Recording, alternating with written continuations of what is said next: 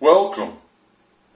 This is the illegitimate theater, and I'm the resident bastard, Beans Page. We are broadcasting from a remote location, as you can see. We have no set, no props, no music, no actors. All we have are some words. For this to work, you have to believe the words are real. So you're a partner. This is theater of the mind, your mind. I'm going to read to you from something called The Last Letters of Vincent van Gogh. Listen to the words and picture me as Vincent. With each letter, he becomes more and more upset and disheveled, until finally his head is wrapped in a bloody bandage. When I'm done, I'll remove my hat. Until then, these are the last letters of Vincent van Gogh. The 2nd of May, 1890.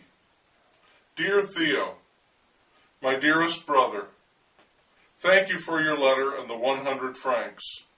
Thanks to you, I can eat again. I can buy supplies for my work. And thank you for showing my pictures in your gallery.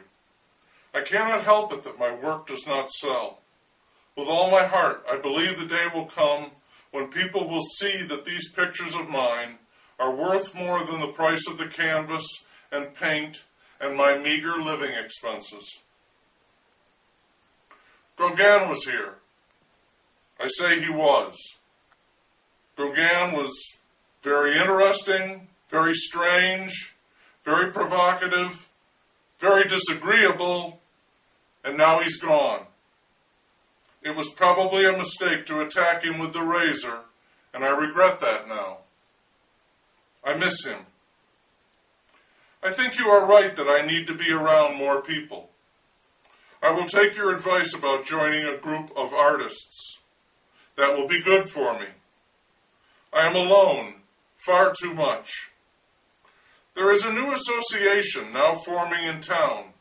They are having their first meeting next week.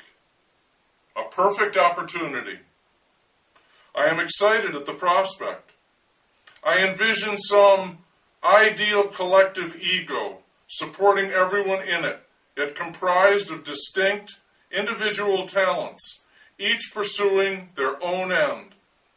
I think much good will come of this, to improve my painting, which is all I desire. I thank you for this suggestion, Theo, and I hope this finds you well. The 17th of May, 1890. Dear Theo, here is my dream, to achieve in painting what Berlioz and Wagner have done in music, an art that can offer consolation to the broken-hearted. I went to the first meeting of the local art association last night. It was not what I expected. The first order of business, well, that was my first surprise. So much business, Theo. They are busy with business. I thought the only business would be to bring our paintings and agree upon a place and time to show them. I could not have been more mistaken. The first order of business was to establish yearly dues. This came as a great shock to me. As you know, I cannot afford to pay my rent or buy food. I can barely keep myself in paints. I live, to my eternal humiliation, off the money you send me. And by the way, thank you, my dearest brother, thank you for another 100 francs. Over my objection, dues were set at 10 francs a year. If I want my work to be shown, I must pay the dues. I paid. Next came the election of officers. Yes, Theo, officers. It was like joining the army. It was like starting up a whole country.